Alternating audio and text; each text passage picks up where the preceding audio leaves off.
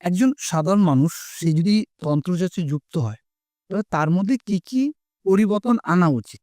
দেখো, তন্ত্র আর স্বাভাবিক মানে নর্মাল যেটা বৈদিক আছে, সাংসারিক জীবন। সাংসারিক যে জীবন তার মধ্যে থেকে পুজো আশ্রা করা বা বৈদিক আচারে পুজো আশ্রা করা যেটা হয় না, তো দুটোর মধ্যে অনেক পার্থক্য রয়েছে।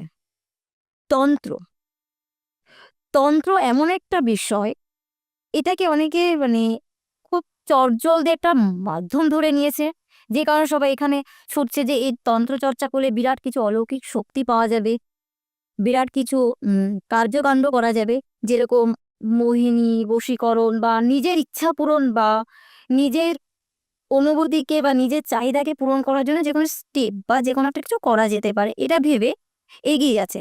কিন্তু প্রকৃত তন্ত্র সাধনা করতে গেলে নিজের মধ্যে কিছু কিছু জিনিস, যেমন যেমন হচ্ছে নিজেকে পর্যন্ত সংযত করতে হবে, নিজেকে কিছু মন্ত্র উচ্চারণ সঠিকভাবে করতে হবে, কিছু প্রসেস যেটা প্রসেস হয় না, প্রক্রিয়া হয়, তার সঠিক মাধ্যমের মধ্যে দিয়ে যেতে হবে।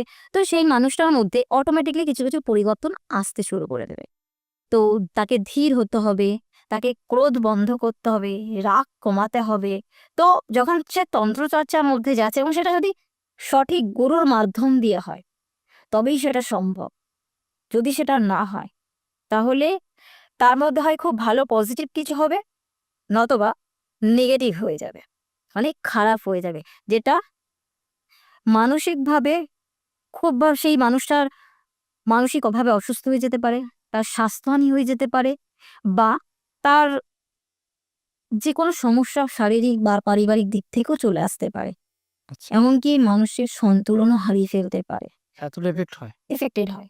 তো তন্ত্রচর্চা করলে তার মধ্যে এই পরিবর্তনগুলো আনতেই হবে। নিয়মচার, গুরুর যেটা গুরু নির্দেশ দিচ্ছে সেই নির্দেশাবলী মানা।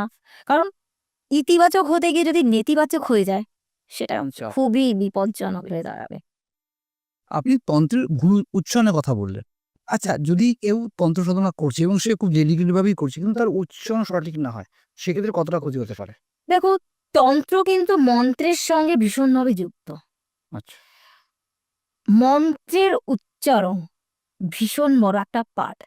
উচ্চারণে যদি এতটুকু ভুল হয়, তাহলে বা মন্ত্র পাঠ করার সময় যে নিয়মাবলী রয়েছে সেগুলোর মধ্যে যদি কোনোভাবে কোনো ভুল বা ত্রুটি হয়ে যায়, তো আধ্যাত্মিকতার দিকে এগোনো তো অনেক দূরের কথা, তাতে তার চরম বিপদ হয়ে যেতে পারে। আচ্ছা। এমনকি সাধকের অনেক ক্ষেত্রে, সব ক্ষেত্রে হচ্ছে বলছি না, যদি ছোটখাটো বা কোনো নর্মাল মন্ত্র জপ হয় তো ঠিক আছে, বা যদি কোনো সাংঘাতিক কোনো তন্ত্রের সাথে, কারণ তন্ত্রটা আমাদের দেহের সাথে কানেক্টেড। ওকে। আমরা কি করি, নর্মাল পুজো যখন করি বা আর্চনা করি, বা যারা সাধারণ পুজো আর্চনার সাথে যুক্ত, তারা বাইরের জগতে একটা দেবত্ব স্থান আলাদা করে বানিয়ে দিচ্ছে। ঠিক। কিন্তু তন্ত্র চর্চার ক্ষেত্রে কিন্তু নিজের দেহের মধ্যেই দেবালয় বানিয়ে নেওয়া হয়। তো সেখানে যদি কোনো ভুল বা ত্রুটি ঘটে যায়, তো অনেক গুপ্ত এমন অনেক কি বলবো, সাংঘাতিক সাধনা রয়েছে, তাতে সাধকের ভুল হলে মৃত্যু পর্যন্ত ঘটে যেতে পারে। সম্পূর্ণ পডকাস্টটি দেখতে অবশ্যই ভিজিট করুন রিপন টক্স ইউটিউব চ্যানেলে।